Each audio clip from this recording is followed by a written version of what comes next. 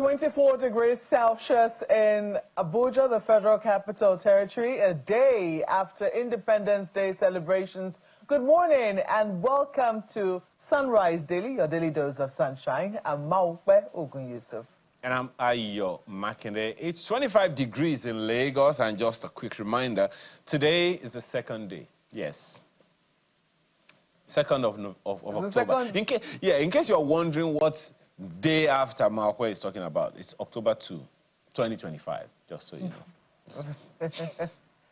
Well, quite a lot to mull over, Ayo, because, you know, yesterday Nigeria did say, or will I say the federal government did say they were having a low-key celebration. It was so low-key that even the flags that we would normally see at the city gate of the Federal Capital Territory, we didn't see them. I mean, the flags weren't even hung up. I want to believe that that was an omission, because it cannot be so low-key that we cannot wave our country's flags. Well, whilst that might have been in the Federal Capital Territory, you know, other states, some other states in the northern region of Nigeria, some of them came out to celebrate. Adamawa was one of them. Kano was another. And during the course of the celebrations, you know, there was a march past, etc., a speech by the governor.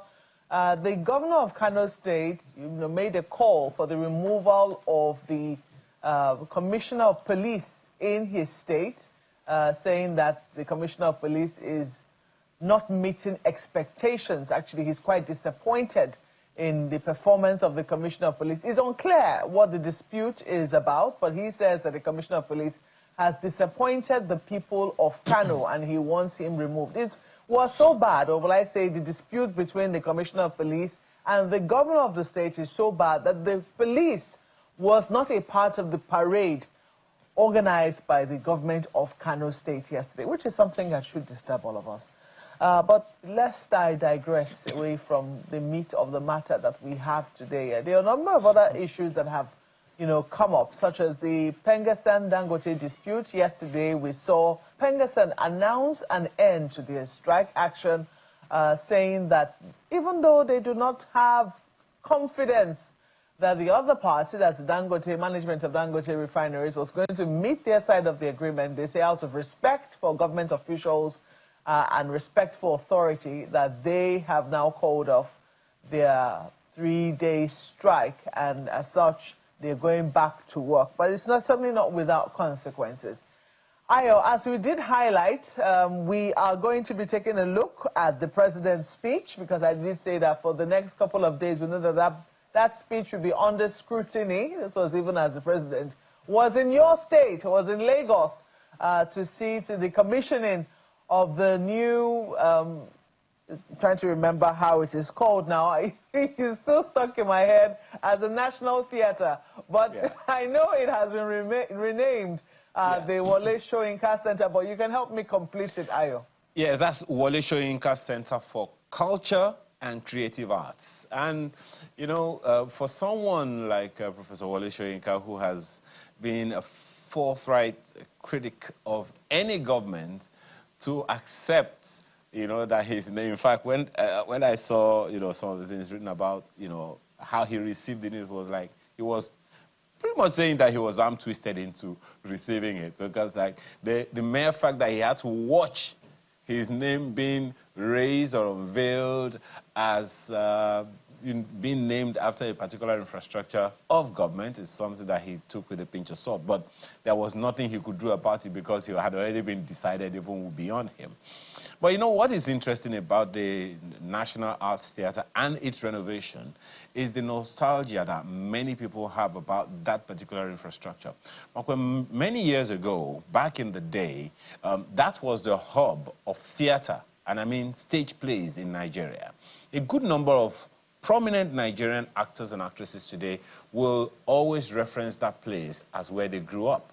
Ali Baba, for instance, you know, told us on this station that that was where he went to meet RMD Richard Mofe-Damijo when he first came to Lagos to introduce himself as someone that needed to be handled by by RMD, and a number of other people like that. Many, many people, Joke Silva, Olu Jacobs, several actors and actresses in our country today, would always reference this. So it was something of nostalgic emotions also for Professor Wole Soyinka when he had to be there as he watched the president do this.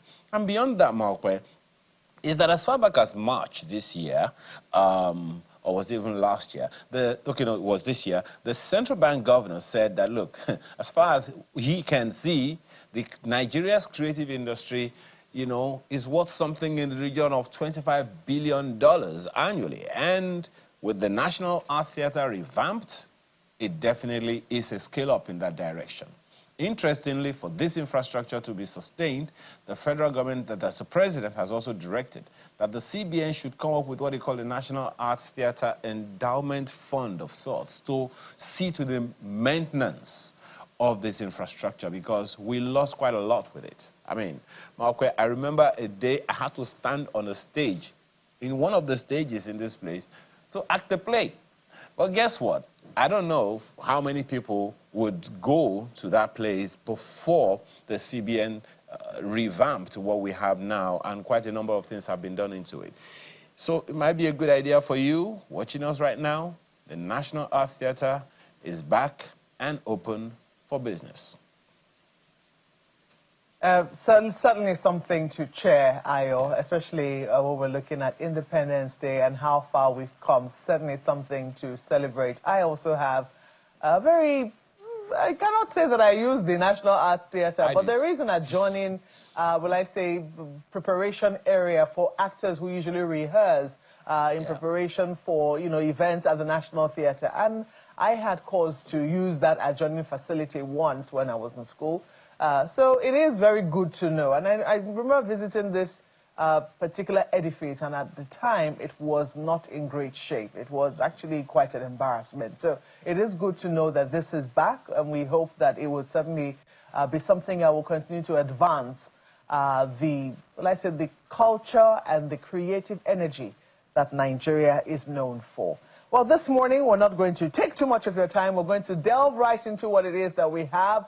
We're now being joined by Mr. Laolu Akande, who is a former presidential aide and the presenter of Channels Television's Inside Sources. Mr. Akande, I think it's still valid to say Happy Independence Day. Very much so, and it's good to see you again. Indeed. I'm sure you must have been following activities across the length and breadth of Nigeria, and you must be enthused to see the National Arts Theatre come back to life after many years of, thinking of what we're going to do with it. The Bankers Committee coming to our rescue, and now it's been named the Wole Soyinka Center for Culture and Creative Arts. Right. Appropriately named, would you say? Oh, absolutely. I mean, it's one of the glowing things that I think I've identified or I've attended this year's celebration of independence. The fact that, the government is able to name something in honor of Professor Wole Soyinka while he's alive. If there's one person that ought to be celebrated like that, is Professor Wole Soyinka. And to the point that Ayo made, that he was untwisted in it, that is the truth. But of course, you see, in life, everybody has friends, and you have allies. So Professor Wole Soyinka and the president and several other people were in the trenches, fighting military dictatorship. So some of the friendships and the relationships that are made in the crucible of such a fight, they go very, very far, further afield in life. So people shouldn't be surprised that there is a legitimate romance between the president and Professor Wole Soyinka, and quite frankly, Professor Soyinka deserves all the honor, just like the president said. He said that very right. There is not any amount of honor that is too much for an icon such as Professor Soyinka. Yeah, I do recall the president of Brazil marveling at, the amount of respect that the president had towards Professor Wole Soyinka, and also asking Professor Wole Soyinka, I don't know where I read that, but you know, asking Professor Wole Soyinka for a little of the grace he had been given to live as long as he has lived, and still be in such great shape as he is for his age. I mean, he's still traveling all the way to Brazil. Amazing. Well, congratulations to Nigerians. I sincerely hope that we do not run it down again. Absolutely.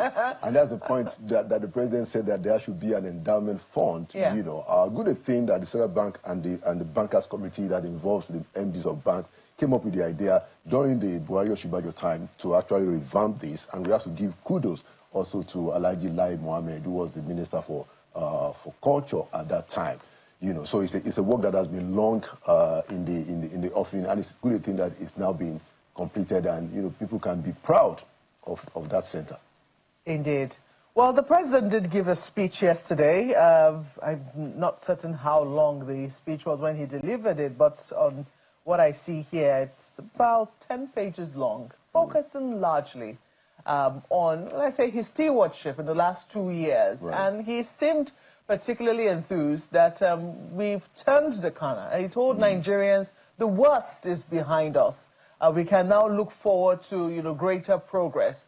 I'm sure you must have listened to the president's speech. What did you make of it?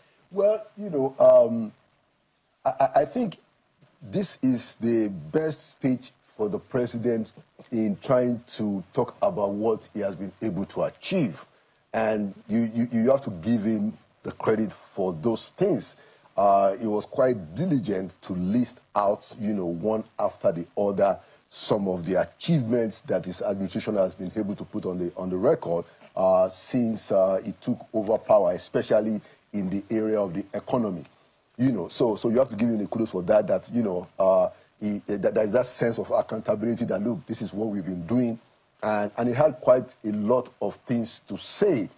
What I think was missing in the speech was a sense of empathy with some of the ongoing challenges that the Nigerian people are facing, especially regarding the questions of insecurity. I didn't see enough empathy in the president's speech. I didn't see enough acknowledgement, you know, of what is happening in Kwara State, where the bandits and the terrorists seem to have extended their reach, you know. And then I didn't see enough of how the 320 billion was spent for the, you know, social safety net that the president also noted. And of course, that information has been out before. But we haven't seen a demonstration of that. You know, who are these people? And I'm not saying that the people are not there. You know, I have lived the experience where, you know, people get the goody-goody from government and then they disappear. But it is important to showcase, you know, some of those things, you know, because it brings hope to the people that have not been reached. So I don't see the president, you know, spending enough time talking about how his administration is concerned about poverty, you know, and then finally, I didn't see him talk about so much about corruption. He says that we've removed the oil subsidies and the corruption that are attended with it, but we don't still know what is happening in NNPC. There is so much rot in the oil and gas sector, particularly in the NNPC health, you know, and the president has not been courageous or bold enough to go after, you know, the rot in NNPC the way he managed to do for CBN, you know, and so the president is still being a little bit, you know, gingerly around dealing with some of those tremendous amounts of corruption. Don't forget that Mr. Olukayede told us, you know, a couple months back that the kind of corruption in the NNPC is mind-boggling. You know, what is the president doing about that? He didn't seem to be so worried about dealing with the problem of corruption the way he ought to, and then showcasing what the administration is doing in the area of social safety net. But I have to give him credit. He listed about 12 achievements in the economy, which are quite notable, and we should dove our hearts for him regarding those. Well, clearly the speech was heavy on the economy, and there was very little dedicated to security, as you've seen highlighted. There was also a page dedicated to young people. The president, you know, talking about the things that have been done for young people and things that they can look forward to, and then a general message of hope. However, as you noted, there was very little, if anything at all, on the issue of corruption, which still affects daily life in Nigeria, and which, you know, let's say, borders on our values. And on a day such as our Independence Day, because some people always say that it does appear that the speeches given on these days, Independence Day, Democracy Day, are less about the days themselves and more about a day for the governments of the day to show their record. I don't know what you think that day should actually be set aside for. Because when we take a look at, the speeches always start very well to marks the 65th anniversary of our great nation's independence, you know, reflecting on the significance of the day, our founding fathers, etc., etc. We mentioned that maybe in the first page, and that's it. But looking at the journey so far, we're right now in the middle of a constitutional amendment, talks around national cohesion, because as a country, we have to ask the deep questions as to how far so far with this nationhood of ours. Yeah, I mean, of course. So the Independence Day, Democracy Day, and some other important dates in the year for a nation is an opportunity for us to talk about what unites us, the Commonwealth, you know, which is the idea of this nation that is still being built. But of course, the people that are holding the saddle, we also feel obligated to talk about what it is that they are doing with the stewardship, I mean, with the trust that has been given to them to lead and to direct. So, yeah, you know, it's a balance of both, you know, talk about what it is that binds us together and talk about what it is that we are doing as a government. It's usually quite heavy on the latter, you know. Yeah. It's usually heavy on the accountability and stewardship of how I have fared in office, rather than how it is that the country should be, or the direction in which the country should be moving in terms of nationhood. Yeah, I mean, so the account of the stewardship also ought to include that which you have spoken of in terms of this is the direction that we are going on some of the major issues of the day. But what that reflects is that, you know, the administration may not be so concerned, you know, about some of those things that, like you mentioned about the constitutional amendment and stuff like that. I don't think the president is very, very keen. I think he wants to do it, but I think he has said that some of those things are not still, they are not the priority. I think he told the patriots, you know, led by Chief Emeka Yaku, when it came that, yes, you know, we will work with you, you guys go and do this. But I think he did say that his priority is to fix the economy, and some of his aides and allies have said that, you know, he doesn't want to get into that so much until the second term. You know, so that might explain why you don't see, you know, that kind of focus. Even look at the issue of state police. The president has not been bullish, you know, on the issue of state police the way he was bullish on the issue of the tax reforms. You know, I mean, the folks said that no, remove. The governor said bring back the bills from the House. Said no, keep those. He was very bullish about it. He has not been as bullish about that on the issue of state police. He has not been as bullish about that on the issue of the Constitution. So his speech reflected that he's still not yet there. I hope that the president will find the time to get to those issues. Can we really afford that delay? That's my question. Can we really afford to put that the back burner while we focus on the economy? Well, you know, I think the attention, the priority that the president puts on the question of the economy is reasonable. What I think is still out in the jury is what you raised, whether indeed we have so much time to hold on. I think that the president ought to be doing this pari passu. I think he ought to be pursuing, you know, those economic reforms, you know, for which, you know, we should give him credit. At the same time, the political reforms. He's been very sharp on the political reforms. Nobody's talking about electoral reforms. We still need tremendous things to be reformed. For instance, I think we're getting to a national consensus that, look, we don't want the president choosing the leadership of INEC. I think we're coming around that. But I'm sure that President Tinubu will try to say, okay, maybe I'll be the last one to do it. You know, I mean, we probably want to preserve that power. But there are a lot of reforms in the electoral process that Nigerians seem to have agreed upon which the president is not even talking about. The president is not paying attention to it. We are not even seeing enough attention in the National Assembly regarding those things. And those are the things that are also important to our nationhood. And I think the president ought to maintain a pari passu approach, focusing on the economy and focusing on the political reforms, because those are the things that tie us together as a people. Indeed, well, Ayo, I think I left space for one question for you before we wrap up this segment. Well, thank you, Mapwe. Mr. Akande, just one question that I'd really, really love to ask. Two-pronged, but it's just one question. And the question is about communication, again. We have spoken about this before.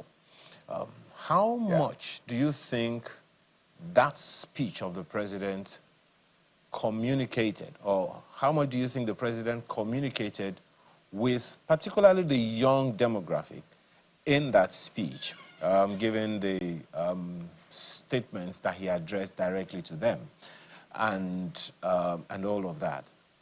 Because making a statement is one thing. Cascading it down, you and I know, is an entirely different thing.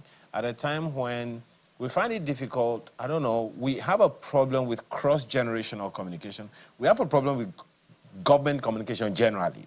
Now we have a problem with cross-generational communication. And we expect that the young people should own the process that we announce to them. Do you think, how well would you say we are doing communicating with the young people in particular? I mean, it's good that you asked that question. Yesterday, the way we celebrated the independence anniversary was actually by convening, a project which we call Future is Now, which is a project where politicians and non-politicians came together to say that, look, we need to engage more of the young people in the prospects and in the decision-making in this country. So your point about communicating with the young people is so important. 70% of our population, by several estimates, has been decided that it is more of young people. 70%, of the population, people below the ages of 40 or thereabout. And we are seeing, a further demonstration of apathy by those same demography, which goes to the point that how are we communicating? How is the president communicating with the young people? He did make a portion of his speech, about the youth. But what we need to do with young people is to encourage them to get involved in the political process. Don't forget, and we made this point yesterday, and the Future is Now unveiling yesterday, that Sadana, the great Sadana, he formed the Northern People's Congress, at the age of 39. The sage himself, Chief Obafemi Awolowo, they formed the action group, around when he was 40 or 41. The great Zeke of Africa, about the same age, formed the NCNC. As a matter of fact, General Gowon became head of state, I think, at the age of 31. There was a governor, a military governor in Rivers State, in that area, D.T. Spieth, who became governor at 24. So we have all this in our history, and yet we have 70% of our people, young people, they are not involved in government. So Future Now is saying, which is what we convened yesterday, say that, look, you must give them 70% of the House of Assembly in the state. You must give them 70% in the House of Representatives, and so on and so forth. So that conversation with the young people is very critical. The future has to start now. We don't have to wait until the future is now. It's not tomorrow. And it's important for the president, for the lawmakers, for the political leaders, for the political elite to communicate that to the young people, that it's your country. You are going to have to sort it out. And it has to start with us saying that, look, this is the amount of representation that you should have in government. And so it's a very important conversation that we must have. I agree with you entirely, Ayo. Well, Mr. Akande, there is so much more to discuss, and I wish we had a little more time, Yeah, especially on the area of young people. I would recommend on the speech of the president that you read the editorial of Empowered Newswire. They wrote a very wonderful editorial on the president's speech, which I think you and Nigerians should take a look at. So Nigerians, take note of that particular editorial, which he's recommended. I don't take editor's picks lightly. We have to thank you very much for always sharing your thoughts with us this morning. Mr. Laolu Akande is a former presidential aide and also a presenter of Channel Television's Inside Sources. We take a break at this time. When we come back, we'll be having a conversation with some of the young people in our country, how they feel about the president's speech, how they're currently faring, especially the ones who are entrepreneurs. In just a moment, please stay with us.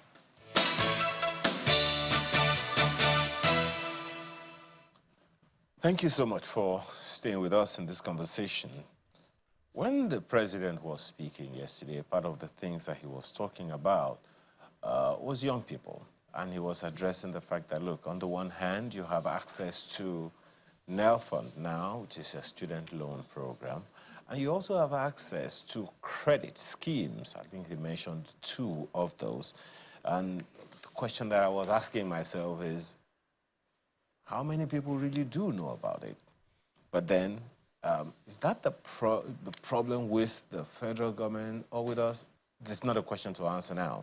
And I also know that the National Orientation Agency, you must have been seeing it on our station, they have been on a campaign of the things that in fact, I think the campaign is titled, Nigeria Has Happened to Me. All right. Pretty much spinning that narrative which some of you, may know about. Is that the same thing that our 2 guests are saying this morning, that Nigeria happened to them, or they happened to Nigeria? Well, 2 of them are here with us to talk about how we as a people can harness the youthful population and its potential. The president has often also spoken about a Nigeria First initiative for policy of positioning, where we are looking at how we can make made in Nigeria products globally competitive. Jerry Malo is with us. He is an entrepreneur and fabricator and designer. He joins us via Zoom in Jos. Thank you for joining us this morning. Thank you very much. Thank you for having me. Yeah, we also have, and I hope I don't murder it this time. Okay, Solobugre, Ikpekene. Did I get it? Yeah, you did. Thank you for joining us this morning. So He is is a leather products designer with a brand name of Ogo Leather Goods Limited.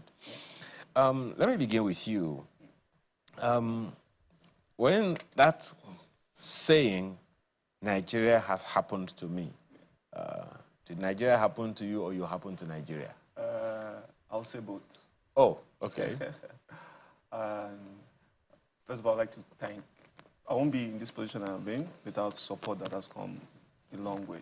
Okay. And I would like to give credit to whom credit is due. My parents' quality education, school is not scam. Without the quality education I was given by my parents, I won't be able to operate in the level and capacity I operate in. Ogochukwu, an amazing woman who I named my brand after. With her support, the dream will be nowhere to be found. You have to pay for all of that. Just put all of them and others. Yes, and others. No, and most importantly, the Federal Airports Authority of Nigeria. Okay. They gave me a lifeline when the private sector refused to. Oh. They gave me a lifeline. So now so you Nigeria understand. Happened to you. When I say Nigeria happened to me, and I happened to Nigeria. So I reached out to the Federal Airports Authority of Nigeria, and I said, see, I'm a young brand. I need a place to show my goods. And these are my audience. Your duty free is where my audience are. The private sector, all the private sector I meant, literally have shut their doors on me. And without knowing anybody in the organization, they opened their doors to me. So to the Federal Airports Authority of Nigeria, the federal government, Captain, and this was 2023, when I got my shop there. To Captain Yadudu, then MD of FAN, Alaji Rafindadi, Mrs. Helena Kunkube. All of you have been amazing. Thankfully, they are all Nigerians. Yes. Is that the same thing with you, Mr. Malo? Which one is yours? Did Nigeria happen to you, or you happened to Nigeria? I think it's similar. It's both ways. I grew up in a farming environment, and I had the quest to see that I made life easier or better from the perspective I was seeing it. The hardship, going to the farm, doing it the manual way, I saw the need to mechanize the process. So I would say Nigeria happened to me, and I happened back to Nigeria. I had the chance to be in the UK for a while, and while I was there studying, my whole focus was, what do these countries, what do the Westerners do that we don't do? What can I learn from them? What can I observe? So I come back to Nigeria and make an impact, make a difference. And that's when my journey started. The build of Benny started. But that's not to say that it has been easy. Perhaps that's the challenge that a number of people have, Mr. Malo. A situation where you start and then you encounter a whole load of pushback, both from institutions of government and even from, as Mr. Ikpikpene here said, the private sector. There have been a lot of challenges. Starting Benny 11 years now, closed it down 3 different times because of the hardships. In my own opinion, I have been with the feel that manufacturing in Nigeria is one of the most difficult aspects, which happens to be the aspects I'm in. Access to information is difficult. Access to knowledge is difficult. Yes, we have a lot of schools, we have a lot of learning platforms, but most of them are focused on the theoretical aspect of it. So getting access to the practical aspect of it has been difficult and was difficult. So we had to make use of what we had and push in. And of course, manufacturing, you need a good level of capital. Accessing capital has been quite difficult, especially that I and my teammates are young people. When we approach financial institutions, there's that need to provide collateral. And the question gets to, how old are we? What assets do we have so far? How do we get those assets to give us collateral to access those finance? So it has been difficult. And even when you do, getting finances for manufacturing seems difficult. You will be required to start paying back almost immediately, when manufacturing may take even up to a year before you design, you produce the sampling, you do the testing, and you start mass producing. So there were quite some challenges, but of course, this is the aspect where we had to happen to Nigeria. We had to keep pushing because we believe in Nigeria. It's just simple to us. If we don't develop the country, who will? Well, why do I get this sense, Mr. Malo, that you're going to be getting some phone calls after this program? But please don't quote me. Well, Mr. Ikpikpene, is that the same with you as well? I know that everyone has a backstory, you know, but in terms of, because what you have decided, for instance, I'm not sure how much of that Mr. Malo can do, but you have decided that all of your resources are going to be sourced 100% locally. And that couldn't have been an easy decision. Yes, you know, it's not an easy decision, because in as much as that is the goal, but you still need to understand there are still some bottlenecks. So accessories are the only things that are imported, and that's because we do not have those made locally. But everything that we can source locally, we get it locally, even though the supply chain will test your mental health. I happen to know that some of the, I mean, for leather products, yes, this much I can say. Yes. Some government officials have put the value of Nigeria's leather as something in the region of trillions of naira. And I also know, and we've gotten the report, it's something a good number of people know, you may be aware of it as well, that some of the leather products that are imported, they actually source their leather materials from here in Nigeria. Okay, so let's put it this way. From Kano, to be specific. Yes, because I source my leather too from Kano. Okay. So let's put it this way. It's one thing to get the raw skin. The raw skin itself is another thing to process it. Okay. Into the quality and standard of finishing that you need. Now, Nigeria supplies the raw skin considerably, but processing is majorly, and I'm speaking from experience, processing is majorly done outside the country. Now, the reason for this is the leather industry, there's a supply chain to it.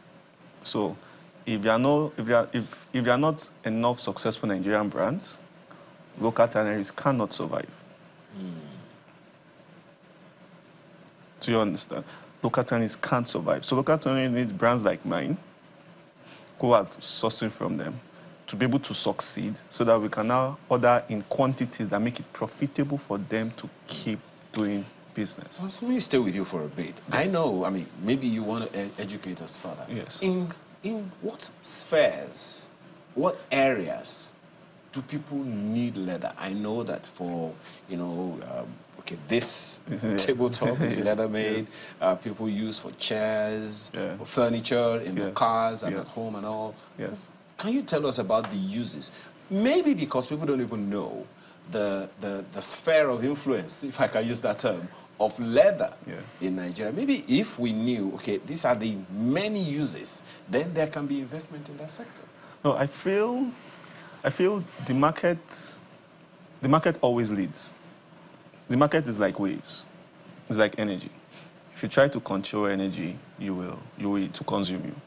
But if you flow with energy, like we say in the law of conservation of energy, sorry, I'm science trained. No, it's okay. Energy can either be created nor destroyed, or can be changed from one form to another. Now, the market leads. So I feel the problem now is not that people are not educated about leather uses. Is that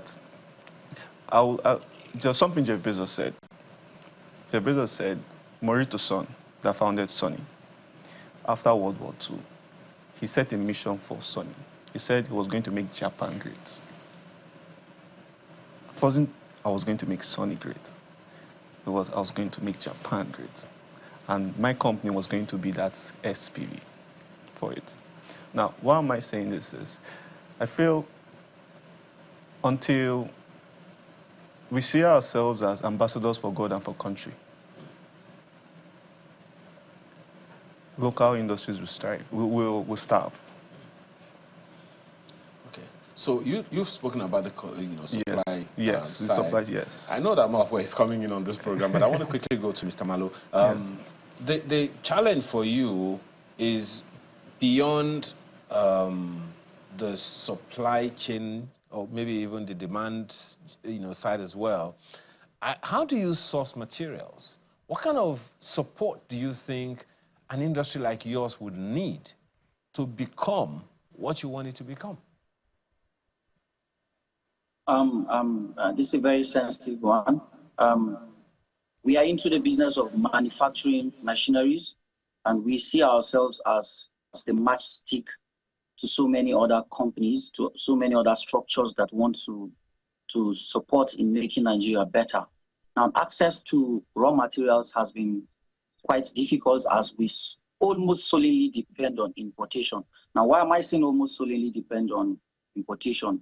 We barely have companies that convert the mostly available raw materials we have into ready-to-use product. I mean, steel. We don't have steel industries functional. If only companies like Ajakuta were functional, then we'll be able to source our raw materials internally. But outside that, we are forced to depend solely on importation of metals, from sheet metals to pipes to shafts to even the gearing systems of the machines we make, which has been difficult. Now we've had situations where we want to put our focus on small and medium scale farmers, and there's the challenge of pricing. Now, if we want to cut down pricing to be affordable for them, then with the difficulties of dealing with dollars, the exchange rates and FX, it now makes it difficult for us. And we only try within our means on how to see that these products are made affordable as most as we can. But there are limits to what we can do, and there's the parts of the government, there's the parts where the decision making is beyond what we can do. Well, Jerry, we have followed your story on Channels Television ever since you came to limelight with the building of the fiber car. And I know that, it cannot have been easy. I mean, it's certainly wonderful to see how much you've grown physically in stature and also mentally and emotionally. I hope your pockets have also grown as well, just as you've grown. Much better than before. Oh, thanks be to God. Well, it's good to see you again. And I'm glad to see that yourself and Oke Solobuge are trying to, as much as possible, source as much of your materials locally? Because yes, we have a lot of people who are doing good stuff in Nigeria, but we see that sometimes it's that they conceptualize a thing and go to a place like China, have it produced, and then bring it back into the country, or they go to China and a number of other places to get their raw materials, come to Nigeria and just couple, and well, it will still serve as made in Nigeria. And we cannot judge them because they're doing their best within what they have found within their environment. I do not know how much of attention you paid to the president's speech yesterday, but I do not know, and I do not know if it spoke directly to what it is that you are seeking as a young person. But what do you think needs to happen? Because we have the Bank of Industry, and they usually are supposed to be able to support industries like yours, you know, get off the ground, so to speak. What do you think really needs to happen for us to see a more critical mass of people like yourselves coming together to see, you know, to actually help with the industrialization of our country? I honestly think it's a keen aspect that needs to be given a lot of attention. One aspect that has been given attention to is in lawmaking, in those aspects that give enabling environments for factories like ours to bloom. For example, the presidential law on tax reforms will go a long way in encouraging and improving our production capacity, and not just us, other startups and other manufacturing organizations like ours. I think another key focus will be in aspects of regulating importation of certain products. If we are able to have a system where indigenous products will be encouraged and will be considered of top priority compared to the imported, I think that's where we'll get better chances of developing and being better. If you look at the case of IVM in the past, it was difficult for Nigerians to trust in the brand. But over the years, as patronage increased, as there was more support from the government, the vehicles were muchly available, were more seen in the cities. The trust for the brand increased, and of course, the manufacturing capacity too improved. I think it's the same case in ours. Sometimes we have to deal with the foreign machines as competition. If we have systems where the locally produced equipment are given first priority, it will go a very long way. For example, we've been focusing of recent on mini tractors, and the mini tractors are targeted towards the small and medium scale farmers. We want to see where tractors are affordable, are sold below 5 million naira. If the conditions are made right for us, we could even get these things lower, these machines lower. We have, Nigeria is considered one of the biggest producers of cassava, yet we are still one of the lowest in the terms of processing. Now, it's one aspect that we've focused on, seeing how we could produce machines that will produce cassava into so many products, into different products. And I believe that with what the governments are doing of recent, with the tariffs and the laws they are putting, it will take us a long way. But one sensitive aspect of this all is implementation. It's one thing to set the laws, it's one thing to set the organizations in place, but if the implementation gets difficult, I'm not sure how much of impact it's going to make. For example, there are tariffs now that allow agricultural manufacturing companies import without tax-free. But the truth is, if you are at these borders, if you are at the seaports, will you actually have access to import these things tax-free?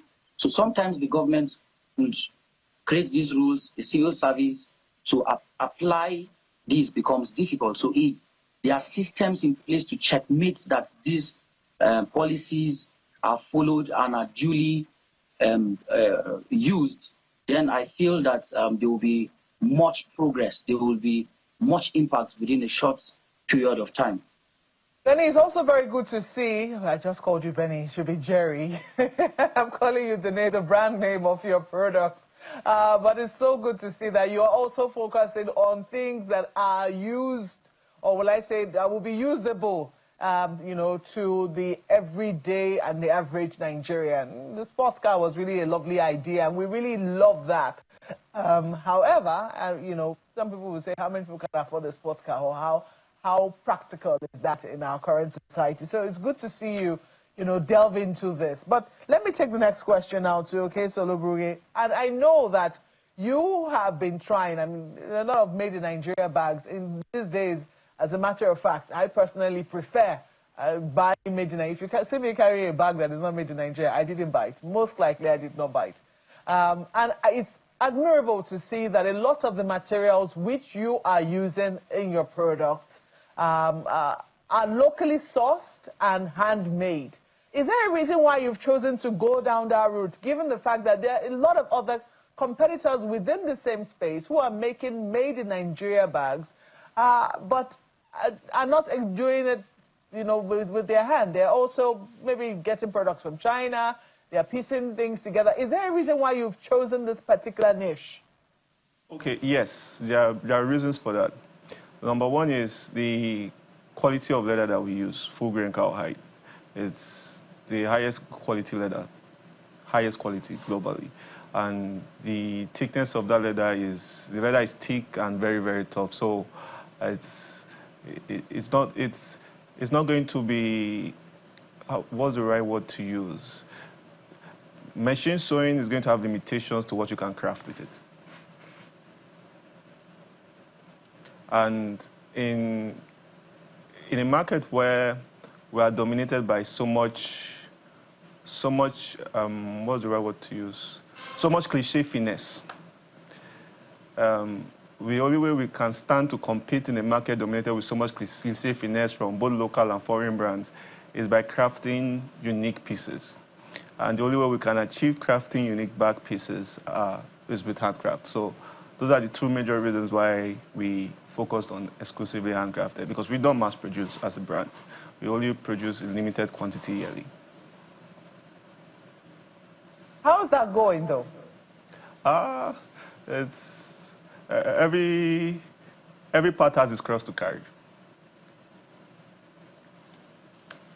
So we'll pay the price. Of your crosses? I didn't get that, please. I was asking if you could share some of the crosses that you have to carry. Oh, okay. So the major cross, two major crosses, supply chain and retail.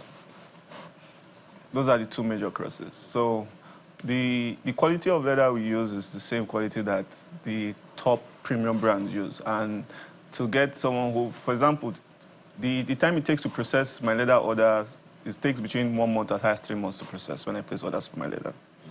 And that same time frame, you can use to do over 200 quality leather.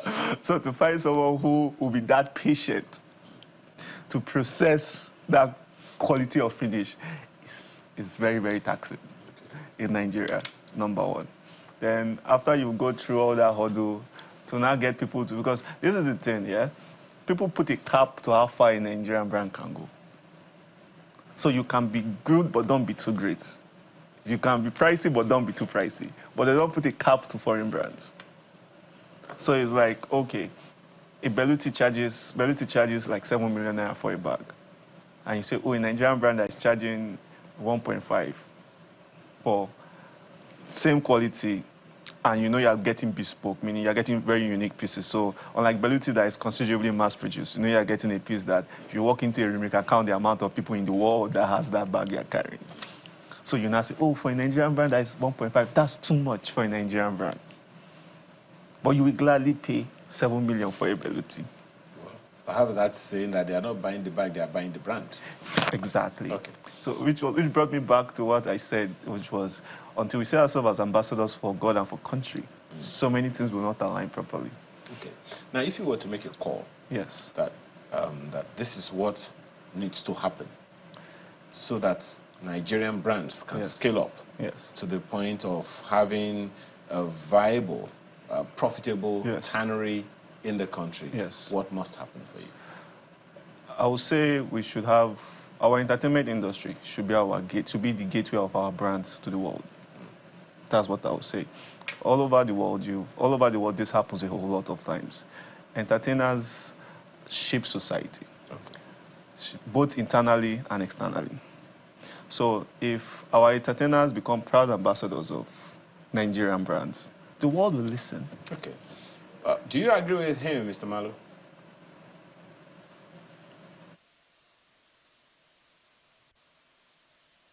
The entertainment industry, it will go down to even as individuals, as leaders. If we have a top leader using a Nigerian brand, it will go a long way to encourage his followers to also use the brand. And it has a lot to do with the educational system. If the young ones are taught the values of consuming local products, I think they will grow with that. And at some point, they don't need anyone to encourage them to consume this. And of course, if the foreign products don't get access to the markets in the country here, then the indigenes will have, the Nigerians will have no option than to consume the local product. So I think it's a lot of ways. There are different angles to it. Well, gentlemen, you have scratched the conversation, and I actually believe that this is a kind of conversation we should have quite frequently. One of the challenges that I am aware of, from some industrialists is that, we have a system that needs to encourage such things more because, for instance, infrastructure to get some of these things don't need to come into the country. And the earlier we can do that with less bureaucracy, the much better it would be for us all. Thank you so much for your time this morning. Jerry Malu is an entrepreneur and a fabricator designer. He joined us virtually from Jos. We've also had Mr. Okoyesolobugwe Ikpipini, who is the CEO of Ogo Leather Goods Limited. I don't know if that's a proper title. He's a leather products designer. Thank you so much for your time this morning. Thank you so much for having me. I really appreciate it. Well, now that you know which one are you going to get, I'll leave you to answer that question later. It's time for us to say our goodbyes. Thank you so much for listening and for watching. I'm Ayo Makinde. Business Morning is on the hour. Have a wonderful rest of your day. Thank you. I'm Maupe Ogun Yusuf. Goodbye.